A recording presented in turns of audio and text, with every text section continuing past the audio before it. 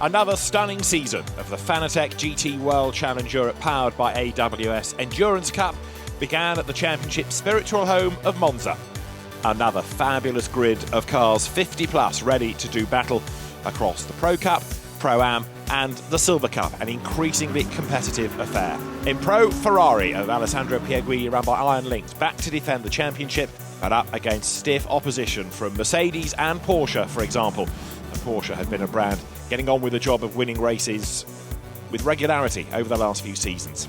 Lamborghini and BMW too were in the mix, but so too the Audi of Charles Weerts and Dries van Thor.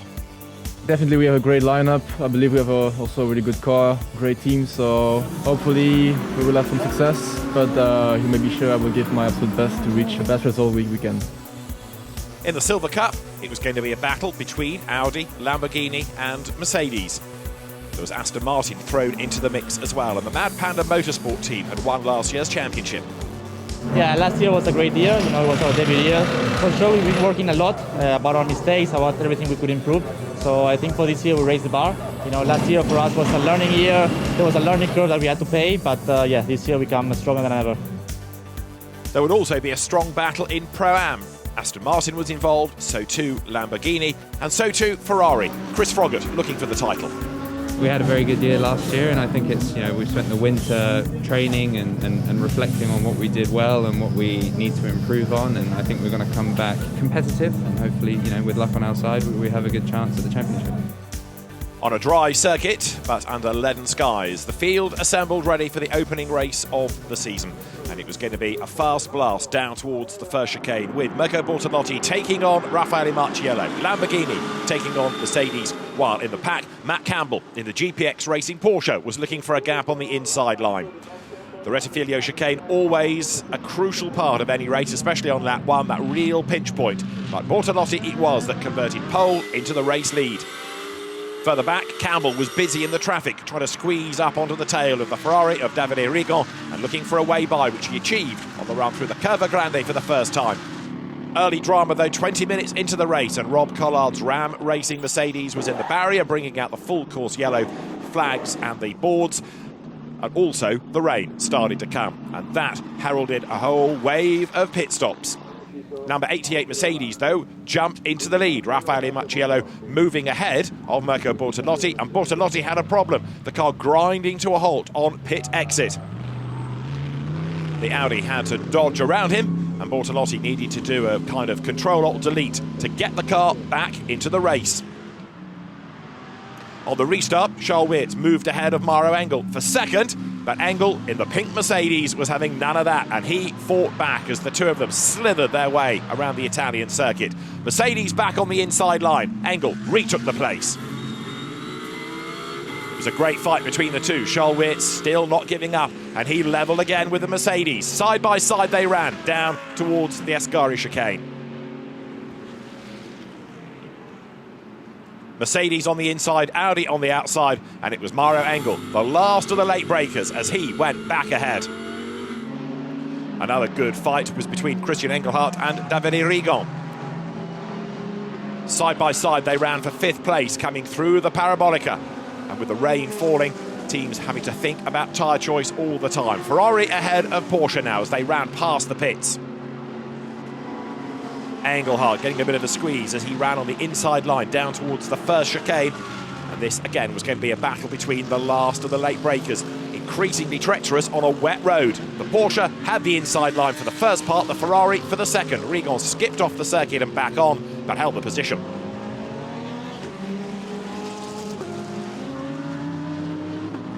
The two of them still squabbling, and then when the Ferrari made a small error at the Ascari chicane, that was enough to bring the Porsche back into the mix. Through he went on the inside line, Christian Engelhardt taking the place away from Davide Rigon, with right behind them Comme Ledegar's Ferrari coming into the mix. 88, the leading Mercedes, pitted, would rejoin in fourth place. Another car looking strong now was number 32 Audi, Kelvin van der Linde at the wheel of it as the road started to dry a little. And then van der Linde had a puncture. Not only did the tyre let go, it took lots of bodywork with it. He had about a third of a lap to limp around. But the amount of damage done to the back of the Audi was so severe that Van der Linde wouldn't even get as far as the pit lane. He would be a retirement. He wasn't the only one as well. Number 14, Riccardo Feller, had a puncture with an hour and 20 of the race done. He was able to limp out of the Parabolica and get to the pit lane. We've gone yellow because of debris on the road. On the restart, Danny Juncadella was on his toes, moving past the Mercedes of Thomas Drouet for second place down to the chicane. Juncadella went through, 88 took over the race lead because now Luca Stolz, who had been leading, had a punctured tyre. He had to limp on around. And it wasn't long before the 88 Mercedes would lose out to Matteo Cairoli, charging through on the inside in the dynamic motorsport Porsche. Winner here 2 years ago. There was also a good battle going on in the Silver Cup. Mikael Grenier in second, making his move on the inside line. Thomas Drouet fell back behind Grenier, and through went the 57 Mercedes.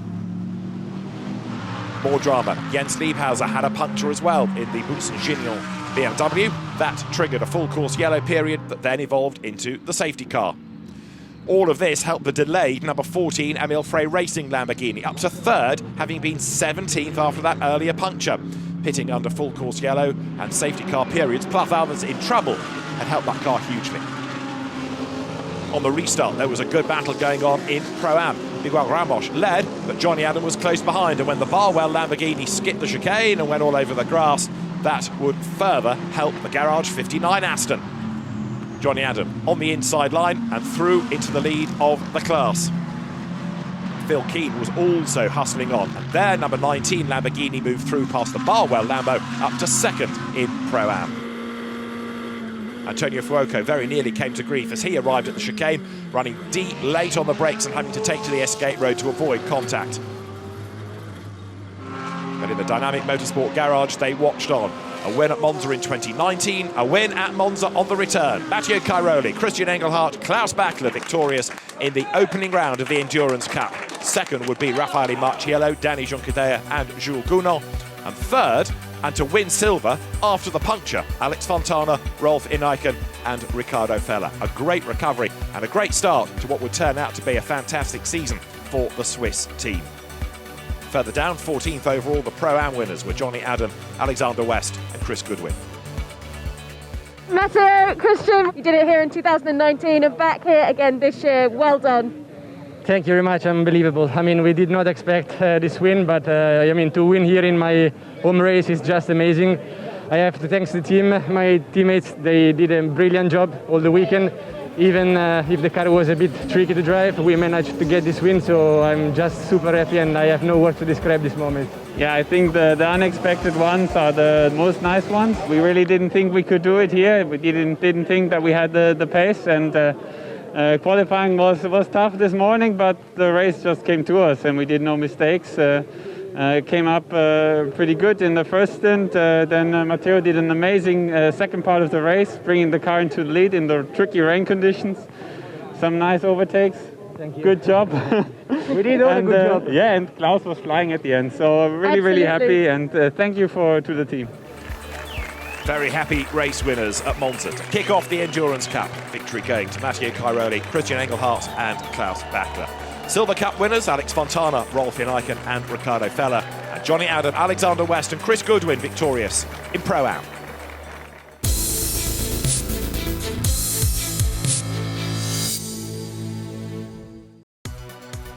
The next stop for the Fanatec GT World Challenge Europe, powered by AWS Endurance Cup, was the south of France and the circuit of Paul Ricard for the annual 6-hour race starting in the evening and going into the darkness. And here looking for a win on home soil, Jules Gounon. We are feeling good. Monza was a high for us. They started very well the season with Raffaele and Danny. Paul Ricard is always a nice event, you know, it's the start of the summer. The weather is nice, so hopefully we're gonna have a good race, score some big points, and I'm really looking forward to be racing on my home soil also. Another local ace looking for victory, this time Porsche mounted, Mathieu Jaminet. I'm pretty sure we're going to have an exciting weekend, an exciting race, and it will be great to watch and great to fight out there. Last year we showed that we were up there fighting for the win until the last minutes with the Ferrari. We have definitely high expectations, but it's a new year, so let's see how it goes. Face à notre Another full grid of cars under bright sunshine, ready to do battle. As the clock ticked towards 6 p.m. local time, Mirko Bortolotti was set to blast away from the line and grab the advantage down towards turn 1. The lights on the gantry red as the field came out of the last corner, and as they blinked green, the race got underway. Everybody funneling down towards the first corner with Bortolotti on the inside line, looking to try to take the race lead, which he did, with a real scrum of cars arguing over second, and Vincent Abril in the pink Mercedes on the inside line, just losing out as round the outside of him went Davide Rigon. On the fast run along the Mistral Straight for the first time, Klaus Bachler was in the mix, so too was the Earl Bamber Mathieu Jaminet Porsche, as that tried to gain ground. And there was some great racing going on also within the Silver Cup. Alex Arca, for example, making his way in the Temto Racing Audi up through the traffic. Rick Brokers was in the midst of all of this in the Mad Panda Motorsport Mercedes. He was on the outside line coming up through Senior and was run out very wide indeed. He got back onto the racetrack. He had Arca in the Audi going with him. Leo Michitsky was involved in that battle too in the Pro-Am Barwell Lamborghini, and he was on the inside of the Dutchman, but then there was contact, and the casualty was Michitsky, as he was almost like a pinball hit from either side. Also getting involved in that was Jordan Love's Mercedes. A puncture for Vincent Abril's Mercedes. He had to limp back into the pit lane, where number 71 had pitted and dropped to third place from the lead after the first round of pit stops. It was a very busy pit lane, and another driver having to head to the pits, this time for a penalty, a drive-through, was Chris Froggatt. He had been adjudged to have cut the turn 1, turn 2 sequence at the start by just really running wide and getting out of the pack. For that, he was given a drive-through.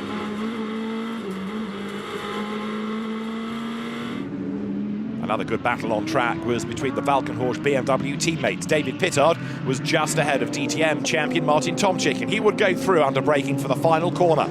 Onto the pit straight they came. It wasn't long before Pittard pitted. And also coming into the pit lane once more, Davide Rigon in the 71 Ferrari as the stops and iron links cycled through.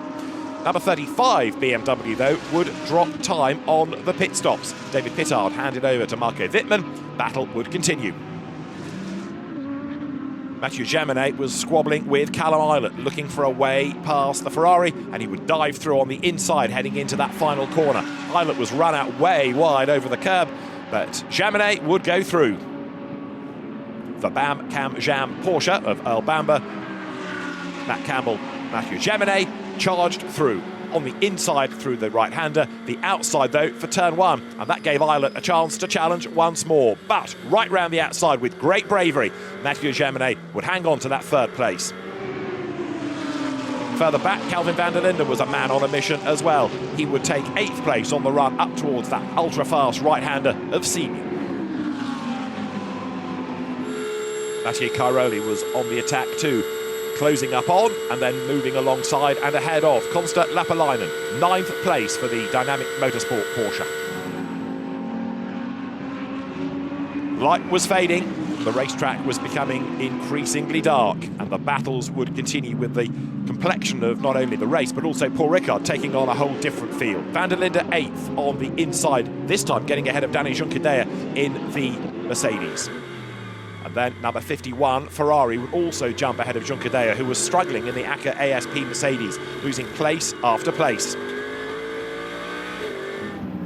Also in the darkness, Phil Keane got a bit brutal. He would get involved in contact with one of the many Audi R8s and cop a penalty, 5 seconds for his pains. Into the last hour and the final round of pit stops, 63, Marco Mappelli blasting back out onto the circuit. Number 22 Porsche finishing its final stop, dropped down off the jacks and blasted away. The GPX racing car then taking the fight to the very end of the race. And number 71 Ferrari had damage. Fuoco had rubbed up against the number 34 BMW, done damage to the back of the car, and then on the next pit stop, the team worked on that damage at the same time as refueling. That said, the officials contravened the regulations, and the car would be given a 10-second time penalty to be applied at the end of the race. Inevitably, it would then drop down the order. For the race lead, it was Porsche versus Lamborghini. Matt Campbell looking for a way to get himself ahead of Marco Mappelli, and he did so, round the outside. But Mappelli was not for giving up. The two of them ran together, heading towards Le Bousset, and out wide ran Campbell. There was contact between the two, but it was enough anyway to give Mappelli the lead back once again. The FFF racing team breathe a sigh of relief. 39 minutes on the clock. Campbell tried again. Once more to the outside line. This time he made the move work. He was back into the race lead and he was determined not to make that tiny slip this lap through in order to leave the door wide open. So the Bam Cam Jam Porsche headed for the win. Into second place though would go number 71 Ferrari now. Antonio Fuoco moving through, but of course the penalty would drop him down. Mapelli then running third, he'd gain ground back. But on the last lap of the race, 32, Dries van Thorp came up to make a move and he would challenge Mapelli to relieve him of third, which would become second because of the penalty for the number 71 Ferrari. So, a very important pass indeed for Dries van Thorp on the last lap of the race.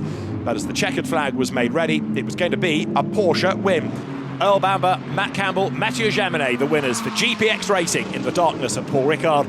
And there was more drama to come behind. The Pro-Am contest going down to the wire. Number 19 Lamborghini winning on the road by just a tenth, but with the 5-second penalty applied, honours went the way of Sky Tempesta Racing. Wow. Look, to be honest, going into the race, we certainly didn't expect that. We had a bit of a troubled lead up to the race, but yeah, look, all the boys did a fantastic job, flawless job in the pit stop by all the GPX crew, and you know, it wasn't easy. Had a contact there in the last stint, but we got it done, and yeah, so thrilled for GPX. We didn't have the greatest of Monza events, and to fight back like this is fantastic to get our first points. We had such a troubled lead up, and we said if we could finish in the top 5, we'd take it as a win. But I mean, to come away for a win, I mean, we didn't expect that starting the day. GPX guys were on point. They tuned up the car after quali, and I mean, we had a rocket ship in the race, and full credit to them, full credit to these two boys. Awesome day. A race win then for the Bam Cam Jam Porsche of Earl Bamber, Matt Campbell and Mathieu Jaminet, with the Team WRT Audi second on the last lap for Dries van Thorp, Calvin van der Linde and Charles Wirtz. Mirko Bortolotti, Marco Mapelli and Andrea Caldarelli third, ahead of Alessandro Pierguidi, Nicholas Nielsen and Com Ledegar, with the Fuoco Islet Davide Rigon Ferrari down in fifth after its penalty. Delight for the Porsche drivers then, atop the podium in the darkness at Paul Ricard. A disappointing race for Mercedes, but there was some consolation in silver. As far as the endurance drivers' classification was concerned, the Porsche drivers would go to Spa 2 points up on Tyrolik, Buckler and Engelhardt now. The silver victory for Mercedes was claimed by Simon Gachet, Thomas Drouet and Konstantin Terashenko. But in silver, Ricardo Feller, Rolf Aiken and Alex Fontana had a 6-point advantage over them now, with 2 races run. And in Pro-Am, a win for Chris Froggatt, Jonathan Cui and Eddie Cheever. The AF Corsa run Sky Tempesta Racing Ferrari taking honours.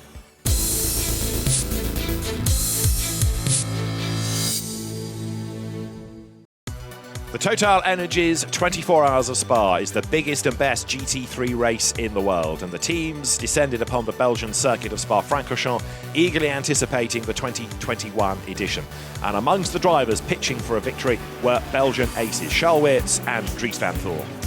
Of course, our objective here is to win. We cannot blame it on the team or on the lineup, let's say, so we really have to just push for it and try our best. That's why we're here. We've been racing for now almost 2 years together, so we know each other pretty well. And yeah, we've already won some good things together, and Spa 24 is definitely one of the big ones we would love. And I would even dream of winning, so if we could do it together, it would be amazing. The FFF racing team was in need of a race win to boost its championship hopes. Andrea Caldarelli knew the full importance of that. Feeling confident, definitely. We know that we have good car, good team, good teammates, so definitely confident. But Spa is always very unpredictable. Not only the race, but in general the weather, the condition, everything. So you never know what's going to happen. We just need to keep focused, and hopefully we're going to bring it to Sant'Agata. Key to the 24 Hours of Spa, the fact that you can score points for the championship at the 6 and 12 hour marks as well as the end of the race. This would be therefore a hugely significant race in the outcome of the championship, and it was a race led initially by Raffaele Marciello ahead of Mirko Bortolotti and then Luca Stolz, with David Pittard in 4th place. It wasn't long though before we had a lengthy full course yellow period caused by an accident heading up through Raidillon, and teams took advantage of that, including WRT. Number 32 Audi had started 54th, having, thanks to a red flag, not got a time in Q2. They were playing the strategy game. On the restart of the race, Mirko Bortolotti moved ahead of number 88 Mercedes and then jumped ahead of the Jota McLaren, leaving the pits under another early full-course yellow period.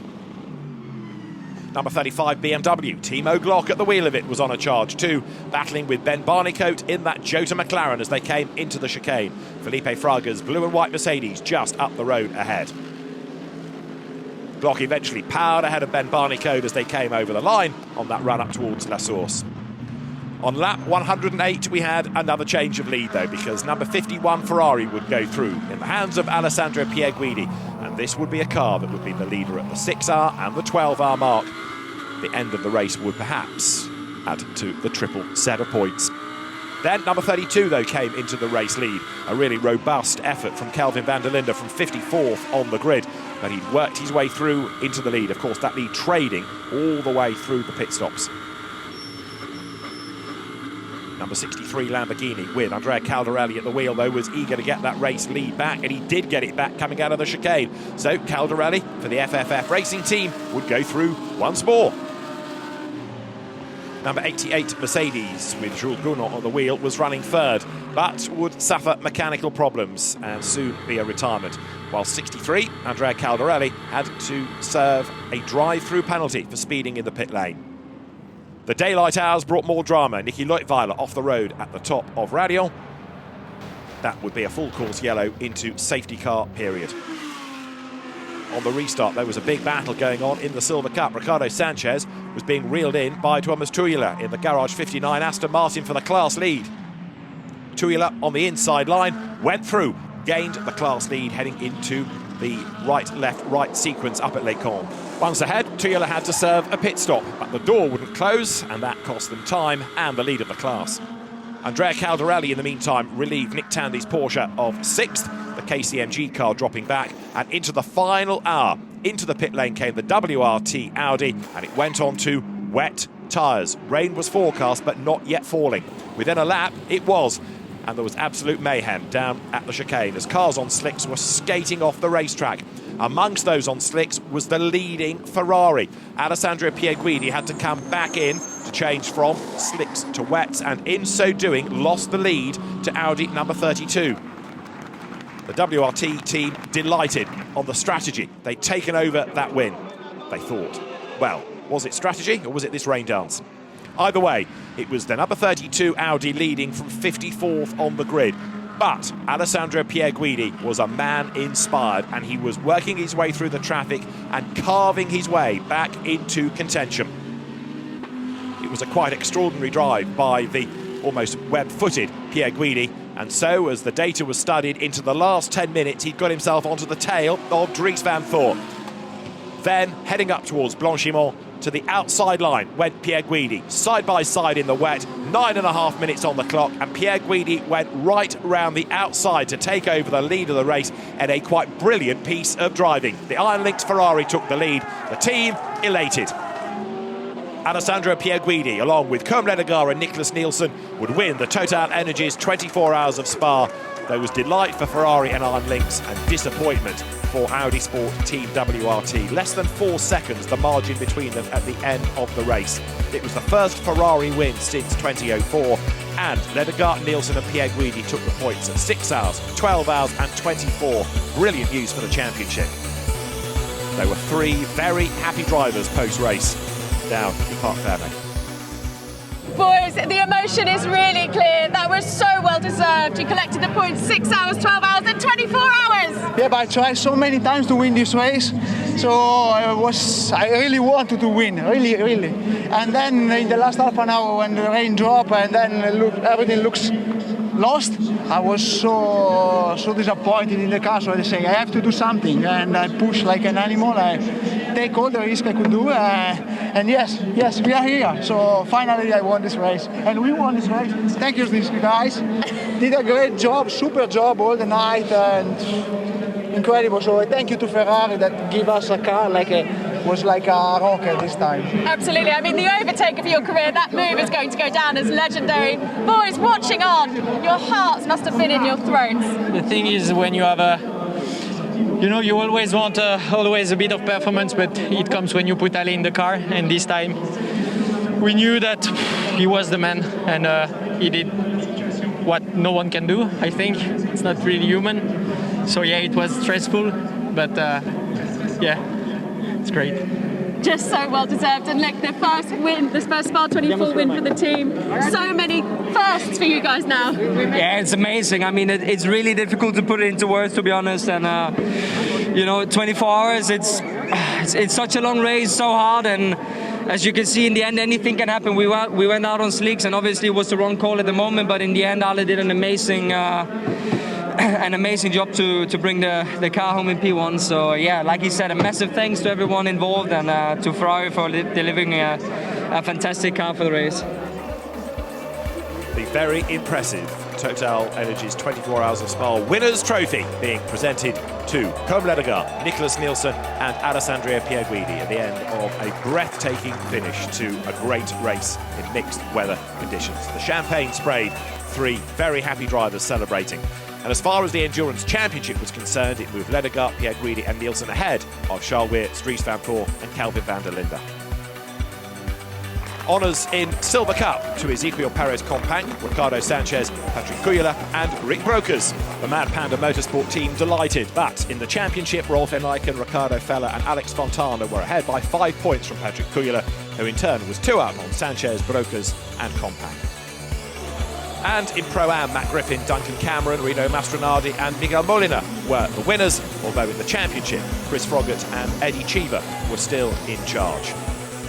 They were ahead of occasional teammate Jonathan Hui with Goodwin West and then Miguel Ramos and Enrique Chavez next in the standings. But overall, after Spa with endurance and sprint together, Dries van Voor and Charles Weerts were ahead of Raffaele Marciello. The next stop, the Nurburgring.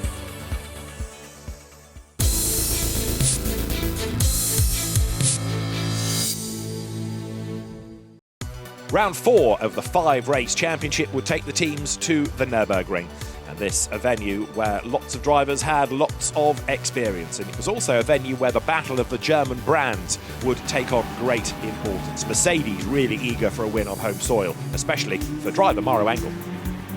Well, it's definitely a track that we've raced on a lot. Lots of great memories here. It's always brings a smile to my face when I come to the Nurburgring. So yeah, it's just one of those places we like coming to. Turn 1 is definitely the best overtaking spot. You know, it's quite wide. It sort of invites you to have a lunch. So I think we'll be seeing quite a bit of action there. And last year we struggled a little bit on pace here. Nonetheless, had a strong podium result, but couldn't really get into the fight for the win. Hopefully this year we can. In the Silver Cup, another driver eager for points here would be Alex Arca, driving for the family-run Attempto racing team. It's kind of my home race. I'm obviously really excited to be here. Really excited to be here with the best team there is. I'm 18 points behind, I think, behind P1 in the Endurance Cup. So this is why I have to perform this weekend, and I'm looking forward to it. As the race got underway, Marco Mappelli in the pole-sitting Lamborghini would take on Raffaele Marciello in the Mercedes alongside, with Matt Campbell and then Lucas Stoltz in the pink Mercedes next in the queue as they dive down towards the first corner. The 2 Emil Frey racing Lamborghinis trying to be 5th and 6th as they wriggle through the arena for the first time. The battles would rage on all the way around the first lap of the race. Through on the inside, David Pittard battling with Robin Frins, who was here replacing Kelvin van der Linde, away on DTM duty. Audi back on the inside of BMW, the WRT car ahead. Frins was here helping Charles Weerts and Dries van Voor, who just a week earlier had won the Sprint Cup at Brands Hatch. Drama as Oscar Tunjo tagged Rolf Aiken, turned around the Lamborghini, and Tunjo would be given a 10-second penalty at his next pit stop for his pains. Matthew Drudy was busy battling with Konstantin Tereshchenko, but he got run off the racetrack, and that enabled Miklas Born and also Benji Goethe to come out and have a go at him. As they ran down the hill, also trying to join this battle pack was the red Ferrari of Benja Highties. He would look to try to make a move against Born as they came down the hill from a long way back. He dived up the inside, rattled up alongside the SPS Automotive Performance Mercedes and picked up damage for his pains. Dominic Baumann, though, was leading the Pro-Am battle. It was all thanks to this move against the Sky Tempesta Racing Ferrari. Chris Froggatt losing out as the cars got to the end of the pit straight. The first round of pit stops cycled through. Charles Weerts coming on to the approach to the first corner, battling with Alessio Rovera, who had just joined from the pits. Audi versus Ferrari side by side, but Weerts had the inside line, and that was going to be enough to secure the place over newcomer to the World Challenge Europe Iron Link squad, Alessio Rovera, the reigning Italian GT champion. Another good battle further back. Matteo Cairoli passing Com Ledegar for 7th place. Porsche versus Ferrari. Ledegar in the second of the Iron Links 488s. The Sky Tempesta Ferrari, number 93, had dropped to 6th within the Pro-Am battle. It was quite a lot of work for the team to do to recover the lost ground. The class currently being led by the number 19 Lamborghini. Another big battle raged on track, though. Jake Dennis in the BMW at the back of this queue was looking for a way past Rovera, who in turn got himself up past Charles Weerts. Ferrari ahead, then the BMW tried to buy into it on the inside line. Jake Dennis holding the inside line for turn 3, but then getting himself on the outside for turn 4. Back on the inside came Weerts, but no, the BMW had the grunt to hang on in there, coming out of the corner. It was a great battle, and all of that triggered by being stuck in traffic. Rovera really brave then, on his toes, gaining ground as Dries Vanthoor tried to battle his way up the order. Vanthoor round the outside, having won that Sprint Cup championship a week ago at Brands Hatch with Charles Weerts. He was on target for another championship here. But then there was late race drama. Off the road, Mathieu Jaminet and also Antonio Fuoco. This was how they got there, with loads of gravel on the outside line coming out of the S's. That is what accounted for Jaminet, and he slithered off the racetrack. Fuoco then doing the same thing a little later. The Porsche had bounced off the barriers, unlucky not to be collected when Fuoco rode the curb and then also caught the gravel. The car broke traction and he slithered off the circuit. A Ram Racing Mercedes was doing a great job in the Pro-Am contest as Fabian Schiller charged his way through the field. With just under 12 minutes to go, it was Schiller heading Phil Keane in Pro-Am. But then Fabian Schiller found himself on the outside line and skated off through the gravel, losing the class lead. And another car in strife, the Silver Cup leading Lamborghini. This is what had happened to that, with now just over 4 minutes to go. The car of Tim Zimmerman, Kiko Galbiati and Clement Schmidt had a big spin and picked up broken suspension as it spun across the road with a punctured tyre to boot. That car out of the race, having dominated the class for much of the day. To the flag came Mirko Bortolotti, Marco Bappelli and Andrea Caldarelli for a first win of the year for the FFF racing team. But behind, Charles Weerts and Dries Vanthoor would win the combined sprint and endurance championships, an unassailable lead now. The race result confirmed that victory for Mirko Bortolotti, Marco Bappelli and Andrea Caldarelli ahead of Raffaele Marciello, Felipe Fraga and Jules Gounod, with Mauro Engel, Luca Stolz and Nico Bastien taking 3rd place. A Silver Cup win for Alex Fontana, Rolf in Aiken and Riccardo Feller. They, for Emil Frey Racing, were in 8th place. Great job by you guys, by the team. Well done, Andrea. Just a quick word from you, first of all. Yeah, I mean, it's great. We really needed this result after 3 pole. You know, we never finished the race where we wanted, and you know, closing with a pole to win is definitely what we were looking for, and we made it. When you have a good car, everything is much easier. So it was definitely a good race for us. Thank you to all the team and all Lamborghini. 3 happy drivers on the top step of the Nurburgring podium. That race win for Mirko Bortolotti, Marco Bappelli and Andrea Caldarelli. In the Endurance Championship, though, Alessandro Pierguidi, Côme Ledegar and Nicholas Nielsen still the leaders ahead of Charles Weerts, and then Dries Vanthoor tied, of course, on 64 points behind. Delight in the Silver Cup, too, for Rolf in Aiken, Alex Fontana and Riccardo Feller, with another victory and an increased advantage in the championship, with just one more race still to go. A win in Pro-Am for Phil Keane, Hiroshi Hamaguchi and Stefano Costatini joining the team this weekend. Although Chris Froggatt was 6 points ahead of his regular co-drivers Jonathan Hui in the points, with Keane and Hamaguchi next up, with Eddie Cheever in 4th. The overall champions, though, taking endurance and sprint into account, Dries Vanthoor and Charles Weerts. It's a great thing to have. We are really happy. It's great. We knew that if we were doing good in both championships, the overall would be also normally quite good. So yeah, now focus is on Barcelona to try to achieve this endurance championship. This would be amazing. but also quite complicated. So let's see, and hopefully we will be quite competitive there. No, I mean, it's been a great season. Very happy with it, and still one more title up for grab. So it's going to be hard, but we'll go all in Barcelona.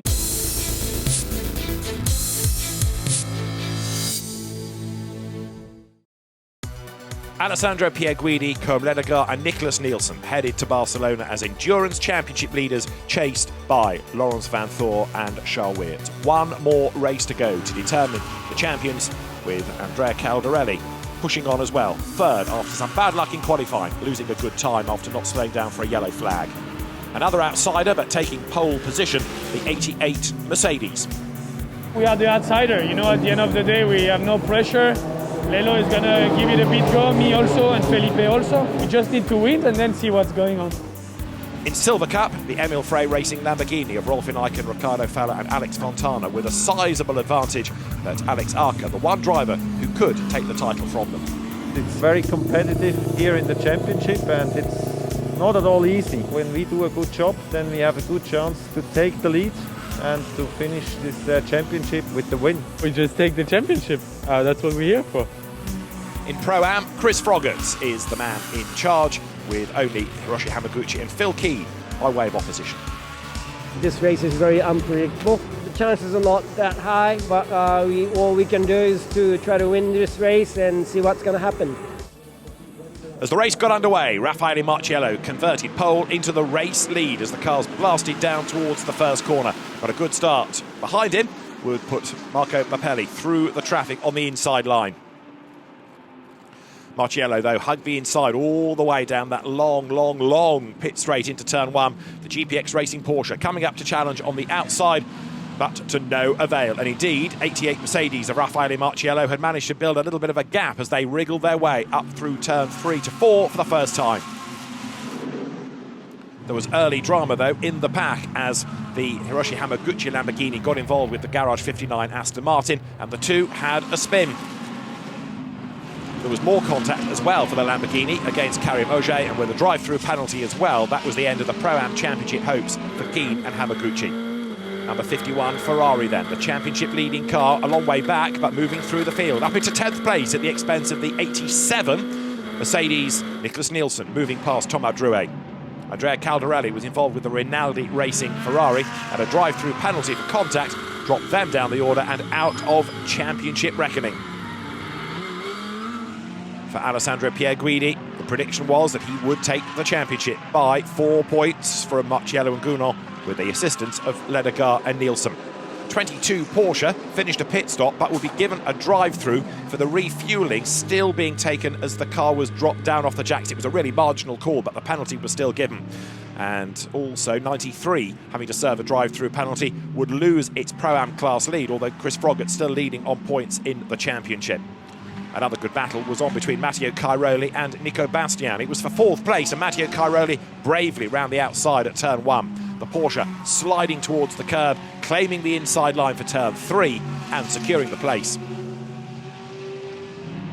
Another good battle going on was for 7th, where Antonio Fuoco was trying to fend off the challenge of Mirko Bortolotti. But the Lamborghini powered through on the inside, the two of them running together as they dropped down the hill. Track position should have gone the way of the Lamborghini. Eventually it did. Finally, Bortolotti making that move stick. Matt Campbell in the Porsche chasing along behind them. There'd been a safety car that had bunched up everybody, and so now number 77, the Barwell Motorsport Lamborghini, was on the prowl, moving ahead of the number 93 Sky Tempesta Ferrari for 2nd in Pro-Am as they dropped downhill. Enrique Chavez in the Lamborghini doing a really good job of working his way through the traffic, as then Mirko Bortolotti moved his way up past number 51 Ferrari, the championship leading Ferrari, banking points but losing places overall. The next target was going to be number 114 Lamborghini, driven by Jack Aiken. Great to have him back in the championship after being involved in the big accident at Spa. Bortolotti switched sides from the outside to the in, made the move stick as they dropped down the hill. 5th place for number 63 Lamborghini, Mirko Bortolotti at the wheel. But also fighting for position and points, number 32 Audi, Dries Vanthoor and Charles Weert up now into 3rd place at the expense of the number 4 HRT Mercedes, through on the inside line. Then Nico Bastian would come under pressure from Mirko Bortolotti. The two of them together as they went through the S's. Bortolotti on a mission, charging around the outside, and with better drive out of the corner, secured 4th place at the top of the hill. He came out ahead, but only just. It had been a tight battle between them. The race win, however, would go the way of Jules Gounon, Raffaele Marciello and Felipe Fraga as they came through. 7th place for the Iron Lynx Ferrari, enough to give the championship to Nicholas Nielsen, to Comledagar and Alessandro Pierguidi at the end of the Endurance Cup season. And the Iron Lynx Ferrari team absolutely delighted. Race result first of all, confirming the victory for Jules Gounon, Raffaele Marciello and Felipe Fraga, with in 2nd place Matteo Cairoli, Christian Engelhardt and Klaus Bachler. Dries van Thor and Charles Weerts with Robin Frins 3rd, but not enough to take the Endurance Cup championship. Yeah, it was a good race for us. I mean, we hoped the Ferrari was a bit far behind for the Endurance Championship, but I mean, we did our best, so we can be happy with this win. It's a bit pity that Spa we didn't score many points as the other, but I mean, it was a really good race, a fantastic pace, so we are happy for today. Look, I'm really happy to win, but it's true we have still a bit of sadness. But look, we told you we're gonna try to win it and see what's gonna happen. They score a bit too much point for us in Spa, and well done to Ferrari. We need to be fair play. Thanks to Mercedes, Aka for a fantastic car, Lelo for the full season, and Felipe for the 2 rounds. It was a fantastic season, thank you. A race win, but no championship for Jules Gounon or Raffaele Marciello, nor Felipe Fraga guesting for those last 2 races. The championship to Alessandro Pierguidi, Comledagar and Nicholas Nielsen, ahead of Raffaele Marciello and Jules Gounon, tied on points with Charles Weerts and Dries van Thor. Congratulations, boys. What a result. If you look at the history, I think the Ferrari has done only 2 podiums in 2 years. So for sure, we have to score every race some big points, and we have gone throughout all the problems in Spa. So luckily we could do that, but today honestly was the best we could do, and we don't end up had the pace like the other races apart Spa. So we are quite happy. Absolutely. I mean, Spa really was crucial towards winning this. Yeah, I mean, we're obviously really happy to seal the championship as well. But today was probably one of the hardest races I've ever had to do, and to finish where we did was probably an amazing achievement. And I think we can be really proud of everyone involved. To be honest, has been one of the most difficult stints of my career, and it's quite long so far. So. I struggle a lot, but we extract the maximum from our car, so I have to say thanks to our team. I want to say thanks to Ferrari and to these guys. At the end, I think so if you look all around all the season, I think we deserve this, so I'm very happy for Ferrari, and very happy for us. Back-to-back titles for Alessandro Pierguidi. Silver Cup honours Simon Gachet, Thomas Drouet and Konstantin Terashenko. But in the championship, Rolfi Aiken, Riccardo Feller and Alex Fontana coming out on top, with Gachet, Konstantino Terashenko and Thomas Drouet next in the order. Silver Cup champions, Rolfi Aiken, Riccardo Feller and Alex Fontana. A Pro-Am race win for Dominic Baumann, Martin Conrad and Valentin Pierberg. But the title to Chris Froggatt. In the end, he would be 6 points ahead of occasional co-driver Jonathan Quee. Chris, you've done it. Pro-Am champion. Yeah, I mean, what an amazing weekend. It wasn't quite the way we wanted to finish it. We had the drive-through halfway through the race and lost some spaces. But I mean, elated. What else could we want? This is what we wanted at the beginning of the year, and we've achieved it. So, yeah, very happy. Taking the Endurance and the Sprint Cup together. Dries van Thor and Charles Weerts ending the championship season as the overall champions ahead of Raffaele Marciello. Also, WRT, the Belgian Audi team, beating Iron Lynx by just 1 point in the team's championship. And Vincent Vos celebrating with Dries van Thor and Charles Weerts at the end of a fantastic season of GT racing.